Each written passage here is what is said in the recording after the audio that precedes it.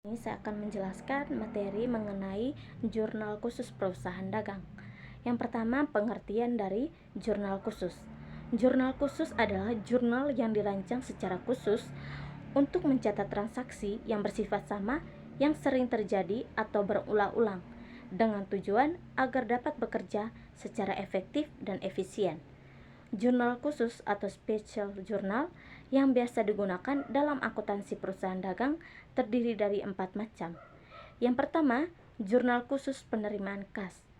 Jurnal penerimaan kas adalah jurnal khusus yang digunakan untuk mencatat semua transaksi yang menyebabkan bertambahnya saldo kas perusahaan baik berupa uang tunai, cek maupun transfer bank. Contohnya itu pada tanggal 2 bulan 5, keterangannya itu store modal. Di kasnya itu 500, di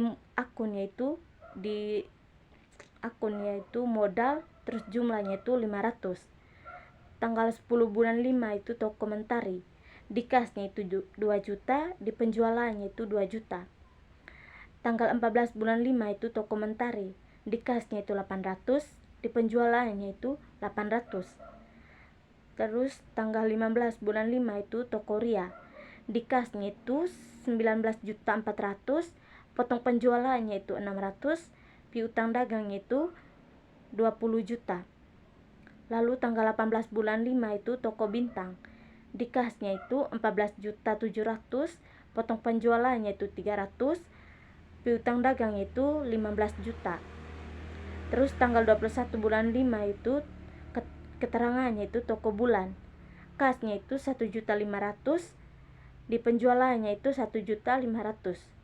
Jadi jumlah kas itu 88.400.000.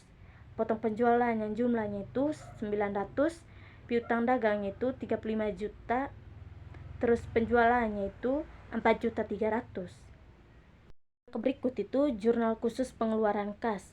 Jurnal khusus pengeluaran kas adalah jurnal khusus yang digunakan hanya untuk mencatat semua transaksi yang mengakibatkan berkurangnya saldo kas perusahaan. Pada tanggal 6 bulan 5 itu keterangannya itu toko C.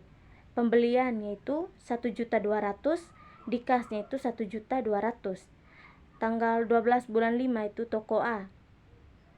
Terus utang dagangnya itu 9 juta, di kasnya itu 8.820.000, potong pembeliannya itu 180.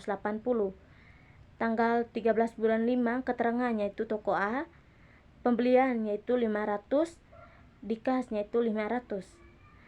Tanggal 16 bulan 5 toko ABC, utang dagang 12 juta, terus kasnya itu 11.760.000, potong pembeliannya itu 240.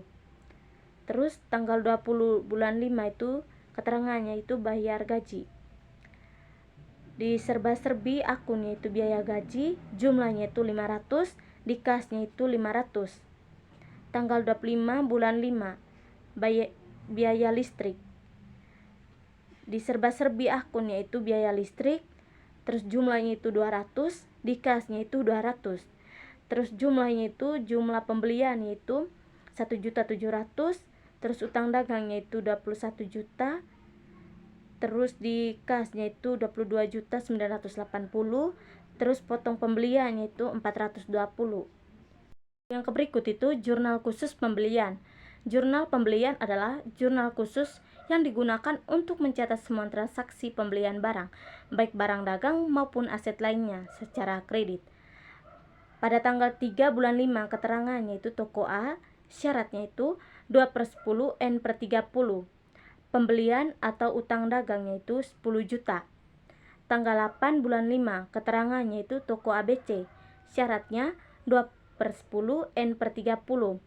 Pembelian atau utang dagangnya itu 12 juta. Tanggal 14 bulan 5 keterangannya itu toko A, syaratnya itu 2/10 N/30. Pembelian atau utang dagangnya itu 8 juta. Jadi jumlah total semuanya itu 30 juta. Lalu yang berikut itu jurnal khusus penjualan.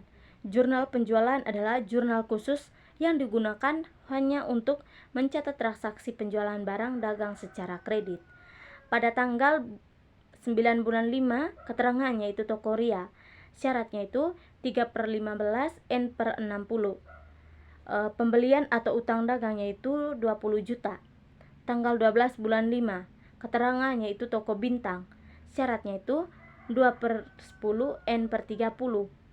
Terus pembelian atau utang dagangnya itu 15 juta. Terus tanggal 17 bulan 5, keterangannya itu toko ria. Syaratnya itu 2/10 N/30.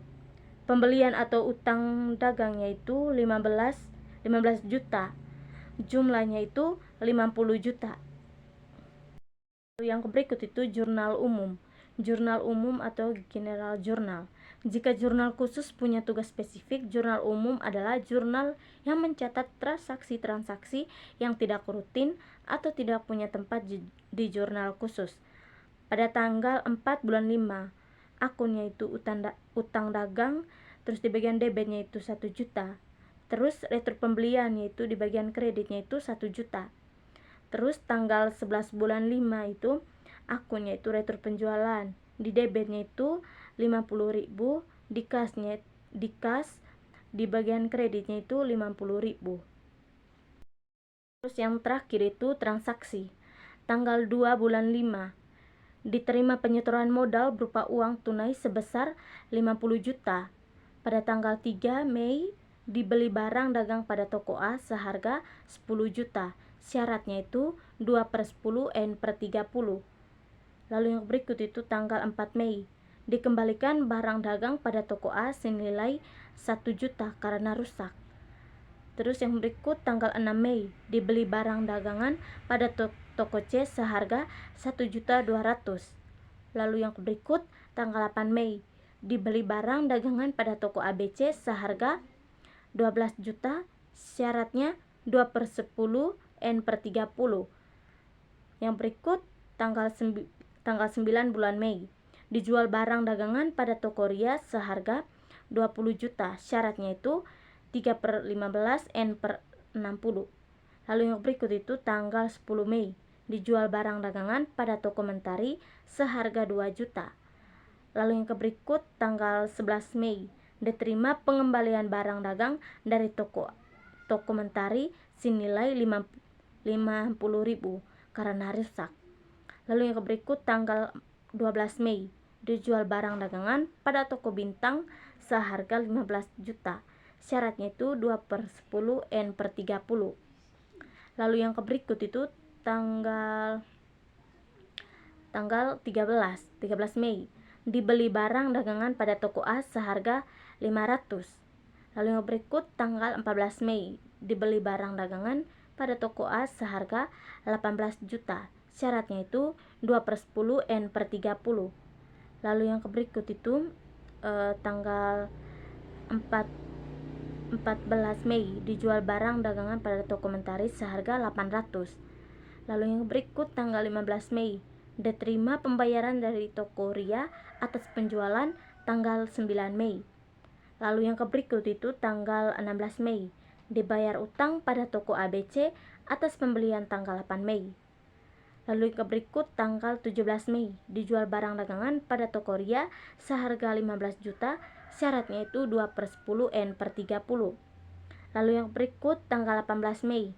Diterima pembayaran dari toko bintang atas penjualan tanggal 12 Mei. Lalu yang berikut tanggal 20 Mei. Dibayar gaji karyawan sebesar 500. Lalu yang berikut tanggal 21 Mei. Dijual barang dengan pada toko bulan seharga 1.500.000. Lalu yang berikut itu tanggal 25 Mei. Dibayar listrik sebesar 200.000.